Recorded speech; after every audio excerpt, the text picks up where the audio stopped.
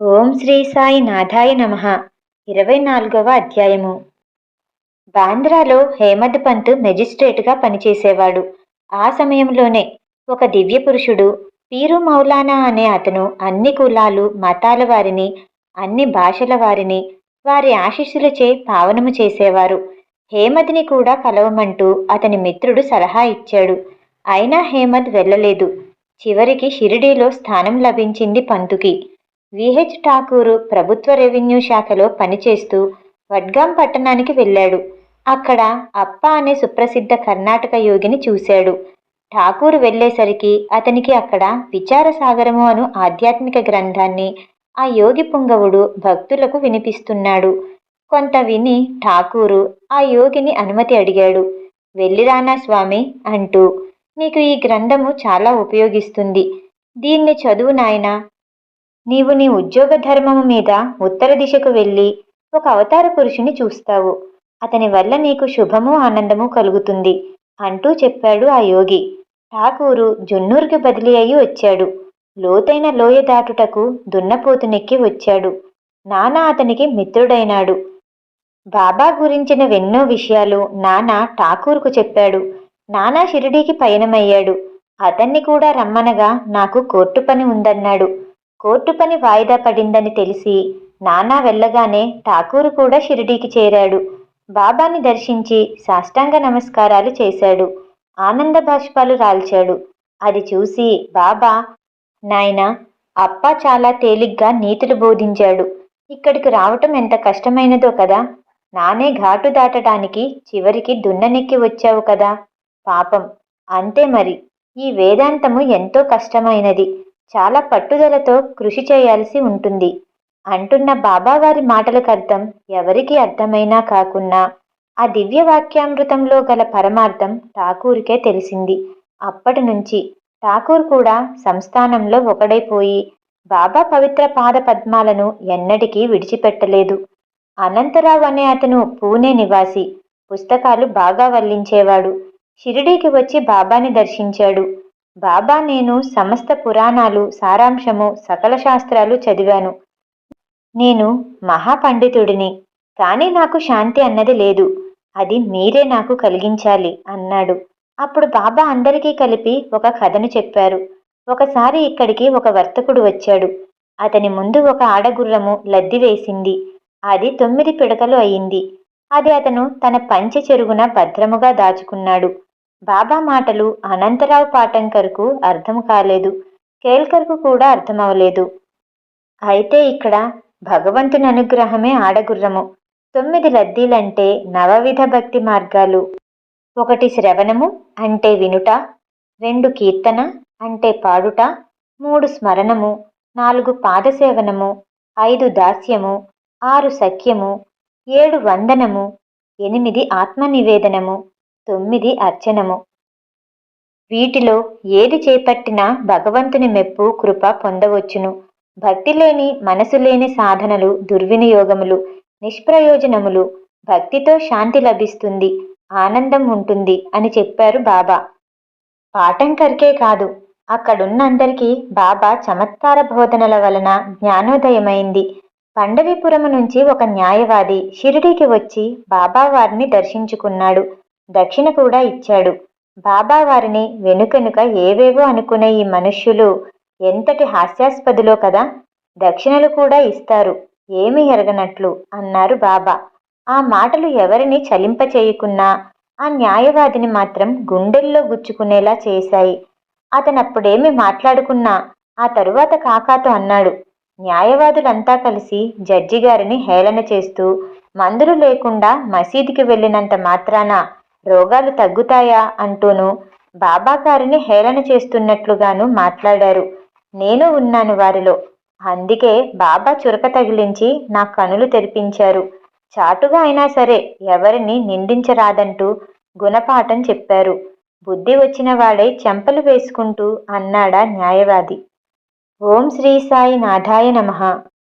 కోపర్గావ్ మామలత్దారు అయిన బాలాసాహెబ్ మీరీకర్ అనే అతడు చితలి వెడుతూ బాబా దర్శనార్థంగా వచ్చి బాబాని దర్శించి సాష్టాంగ నమస్కారం చేశాడు. బాబా అతన్ని ఆశీర్వదించి ఊది ప్రసాదమిచ్చి, నాయనా, నీవు కూర్చున్నది ద్వారకామయి. ఇందు కాలిడిన వారికెవ్వరికీ ఏ అపాయములు రావు. పొడుగుగా ఉన్న ఆ నల్లవాడు నిన్నేమీ చెయ్యలేడు. వెళ్ళిరా అన్నారు. బాలాసాహెబ్ బాబాకి ప్రణమిల్లి అనంతరం శ్యామాతో కలిసి వెళ్ళాడు. బాబాసాహెబ్ వద్దని నివారించినా శ్యామాని తోడుగా బాబానే పంపించారు చితలీకి. రాత్రి 9 గంటలకు చితలీలో ఒక ఆంజనేయ స్వామి వారి గుడిలో ఒక వస్త్రము పరుచుకొని ఇద్దరూ కూర్చొని మాట్లాడుకోసాగారు. వెనకగా పరిచి ఉన్న వస్త్రం పైకి ఒక నల్లటి పొడవాటి త్రాచు వచ్చి బాలాసాహెబ్ వెనుక బుసలు కొడుతోంది. లాంతర్ వెలుగులో ఒక నౌకరు అది చూసి అరిచాడు. అందరూ వచ్చి దాన్ని అమాంతం కొట్టి చంపారు. అప్పుడు బాలాసాహెబ్కు బాబా మాటల్లోని గూఢార్థం అర్థమైంది. మనసులోనే హృదయపూర్వక నమస్కారం అందించాడు. ఒకసారి బూటీ షిరిడీలోనే ఉండగా నానా డేంగెల్ అను జ్యోతిష్కుడు బూటీతో, నీకీ రోజు ప్రాణగండమున్నది అన్నాడు. అది విని బూటీ దిగులు పడ్డాడు. బాబాని దర్శించగా ఏ దిగులు పెట్టుకోకు, నీకే ఆపద రాదు. బాబా మాటలను పరిపూర్ణంగా విశ్వసించు అన్నారు. ఆ సాయంకాలం అతడు కాలకృత్యాలు తీర్చుకుంటున్న సమయంలో ఒక పాము వచ్చింది. అది చూసి పనివాడరిశాడు. బూటీ కర్ర తెమ్మన్నాడు. అతడు కర్ర తెచ్చేలోపు పాము మాయమయ్యి ఇక కనిపించలేదు. అమీర్ షక్కర్ కసాయి సాహెబ్ కీళ్లవాతము భరించలేక కోపర్గం తాలూకా కొరాలే గ్రామం నుంచి వచ్చాడు షిరిడీకి. బాబాను దర్శించి వందనాలర్పించాడు. అతన్ని బాబా చావడిలోనే ఉండమని చెప్పారు. అలాగే ఉన్నాడు. అతడక్కడ అనుకూలంగా లేకపోయినా సరే అక్కడే నవమాసాలు ఉండి చివరికి చిరాకేసి కోపర్గాంకి ఎవరికీ చెప్పకుండానే వచ్చేశాడు. అక్కడ ఒక ధర్మసత్రంలో ఉన్నాడు. ఒక ఫకీరు ప్రాణాపాయ స్థితిలో ఉండి దాహం దాహం అంటుండగా అతనికి నీరు పోశాడు. అది త్రాగి అతను మరణించాడు. పోలీసులు ఆ నింద అతనిపై మోపారు. బాబా అనుమతి లేకుండా వచ్చినందుకు నాకు బాగా అయిందిలే అనుకుని అక్కడ ఎలాగోలా విడిపించుకొని మళ్ళీ షిరిడీకి వచ్చి చావడిలోనే ఉండి రోగం నయం చేసుకున్నాడు. ఒక రాత్రివేళ బాబా అబ్దుల్ని పిలిచి, ఇక్కడేముందో చూడు అనగా అతను లైటు తీసుకొని వచ్చి చూసి ఏమీ లేదనగా బాబా మళ్ళీ చూడు అన్నారు. అతను చూసి పాము పాము అంటూ అరిచాడు. అందరూ కలిసి అమీర్కి తల కింద ఉన్న తలగడ క్రింద దాగి ఉన్న పాముని బయటికి లాగి మరీ చంపారు. బాబా కోసం దివ్య దర్శనార్థం వచ్చిన వారెవరూ కూడా బాబా అనుమతి కానిదే తిరిగి వెళ్ళకూడదు. అనుమతి లేని ఎడల పోజూచినచో అనేక రకాల చిక్కుల్లో పడిదరు. బాబా అనుమతి ప్రకారము కాకా ఏకనాథ భాగవతము, భావార్థ రామాయణమును 2 పారాయణ జరిపేవాడు. ఒకరోజు పురాణము జరుగుతోంది. పంతు వింటున్నాడు. అంతలో ఒక పెద్ద తేలు పంతు భుజం మీద పడి ఉంది. దాన్ని ఎవరూ చూడలేదు. పంతు చూసి ఉత్తరీయముతో దాన్ని తీసి పారేశాడు. బాబా మహిమ అలా ఉంటుంది. చీమ కూడా పుట్టడానికి భయపడుతుంది. అందుకే తేలు కదలక చచ్చిన దానిలా ఉండి పురాణము విన్నట్లుంది. ఒకసారి కాక మేడ మీద కొందరుండగా పాము రంధ్రము నుంచి వచ్చి చుట్టుకొని కూర్చుంది. దాన్ని అంతా కలిసి చంపబోగా అది పారిపోయింది. ఒక భక్తుడు అలా పాము కనిపించి పారిపోవటం మంచి సూచన అన్నాడు. పాముని చంపాలి కాని మంచిదంటూ వదిలేస్తావా అంటూ పంతు వాదించాడు. ఈ వాదన పెరిగిందే కాని తెగలేదు. ఈ వాదన బాబాకి తెలిసి ఆ ఇద్దరికీ బుద్ధి చెప్పారు. మీకు హాని కలిగించని వేటిని కూడా మీరు హాని కలిగించకండి. సర్వజీవరాశులపై దయ కలిగి ఉండండి. అందరినీ కాచువాడు, బ్రోచేవాడు ఆ భగవంతుడే. భగవంతుని విశ్వసించి మీ భారం అతనిపై వేసి నిశ్చింతగా ఉండండి. ఓం శ్రీ సాయి నాథాయ నమః. 26వ అధ్యాయము. సకల యోగ గ్రంథాలను ఆపోసన చేశాను. నాకు సాటి ఎవరు అనే అహంకారి నానాతో షిరిడీకి వచ్చాడు. బాబా రొట్టెను ఉల్లిపాయతో తింటున్నారు. అది చూసి పచ్చి ఉల్లిపాయను తినే ఇతడు నాకేం సమాధానమిస్తాడు? బాబాను చిన్నచూపుగా చూస్తూ అనుకున్నాడు. అది గ్రహించిన బాబా, నానా, ఉల్లిపాయను తిని జీర్ణం చేసుకోగలిగిన శక్తి గలవారే ఇది తినాలి అన్నారు. అది విన్న యోగి కంగు తిన్నాడు. ఉల్లితో శాస్త్రాలను పోల్చి ఎంత చక్కగా జీర్ణించుకోవాలంటూ చెప్పారు బాబా అనుకుని సిగ్గుపడి బుద్ధి తెచ్చుకొని బాబా పాదాలపై శిరస్సు ఉంచి నమస్కరించాడు. బాబా అతనికి విభూది ప్రసాదం ఇచ్చి ఆశీర్వదించారు. ఒక నాగు శ్యామాను కాటు వేసింది. మహా బాధపడుతూ శ్యామ ఇంక నాకు మరణము తథ్యము అనుకున్నాడు. అది మిత్రులు మందు కోసం బాబా వద్దకు మసీదుకే అతన్ని తీసుకొచ్చారు. అది చూసిన బాబా, శ్యామ మసీదు మెట్టు ఎక్కుతున్నప్పుడే, పో, ఇక్కడ్నుంచి పైకి రాకు, పైకి ఎక్కావా నీ పని ఏమవుతుందో చూడు అంటూ ఘాటుగా అరిచారు. అందరితో పాటు శ్యామ ఆశ్చర్యపోయాడు. పాము విషము కన్నా నాకు బాబా మాటలే చాలా బాధగా ఉన్నాయి. పాము కరిచి నేను బాధతో తన ఆశ్రయం కోరి వస్తే మసీదు మెట్లు ఎక్కొద్దంటూ పొమ్మంటూ అరుస్తారా అనుకుంటూ బాధపడుతూ వెనక్కిపోయాడు శ్యామ. కాసేపటికి బాబావారే శ్యామ వద్దకు వచ్చి, ఓయి శ్యామ, కంగారు పడకు, ఈ ద్వారకామయే నీకు రక్షణ కలిగిస్తుంది. నీ మనసులో ఇంకేం దిగులు పెట్టుకోకు.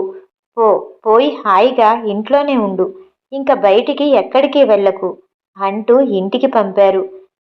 శ్యామకి తోడుగా పాటిలను, తాత్యాను, దీక్షితిని పంపారు. కడుపు నిండా ఏదైనా తినండి, కానీ ఈ రాత్రికి మాత్రం నిద్రపోకండి. శ్యామకి పెద్ద ప్రాణగండం తప్పింది అన్నారు బాబా. అందరి బాగోగులు చూసే బాబా ఉండగా ఎవరికి ఏ ఆపద వస్తుంది?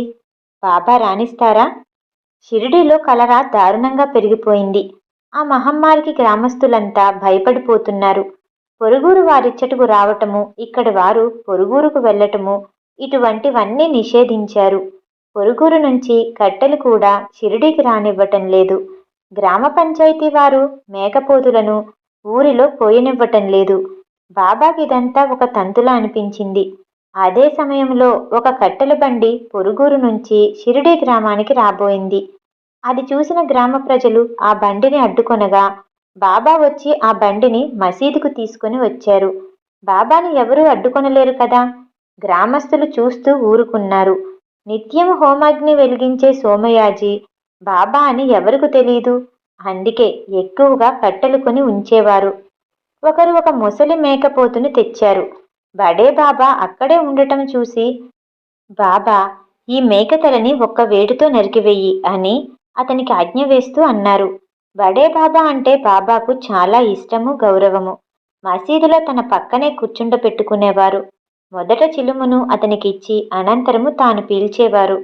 బాబా ప్రతిరోజు బడే బాబాకు 50 రూపాయలు ఇచ్చేవారు. బడే బాబా చనిపోయినా ఆయన భౌతిక కాయముతో కొంత దూరం వరకు వెళ్ళి తన కృతజ్ఞతను తెలియచేసుకున్నారు. అంతటి ఆత్మీయతా సంబంధము ఉండేది బాబాకు, బడే బాబాకు. అయినప్పటికీ బడే బాబా ఆ మేకను చంపుటకు ఇష్టపడలేదు. బాబా శ్యామాని ఆజ్ఞాపించారు. శ్యామ కత్తి తెస్తానంటూ వెళ్ళి రాధాకృష్ణమయ్యి ఇంటనే ఉండిపోయాడు. ఆ పని తనకి ఇష్టం లేక, బాబా మాటని కాదనలేక. అప్పుడు అక్కడికి దీక్షిత్ పంతు వచ్చాడు. బాబా అతన్ని ఆజ్ఞాపించారు. దీక్షిత్ వెంటనే ఆ పనిని చేయపోతే అందరూ ఆశ్చర్యపోయారు. బాబా, నీవు బ్రాహ్మణుడువు కదా, ఈ మేకను చంపుతావా అంటూ అడిగారు. దానికి దీక్షిత్, మంచి చెడ్డలు మీరు చూసుకుంటారు బాబా, నాకు మీ ఆజ్ఞ రాజశాసనము కన్నా ఎక్కువ. మీరేది చేయమంటే అదే నాకు వేదవాక్కు అని అన్నాడు. అయితే సరే, ఆ పనిని నేనే చేస్తాను అంటూ బాబా ఆ మేకని లాక్కొని కొంత దూరం నడిచారో లేదో అదే ముసలిది అవటం మూలంగా చనిపోయింది. భగవంతుని శాసనము, ఆజ్ఞ శిరసా వహించువాడే నిజమైన భక్తుడు. ఓం శ్రీ సాయి నాథాయ నమః.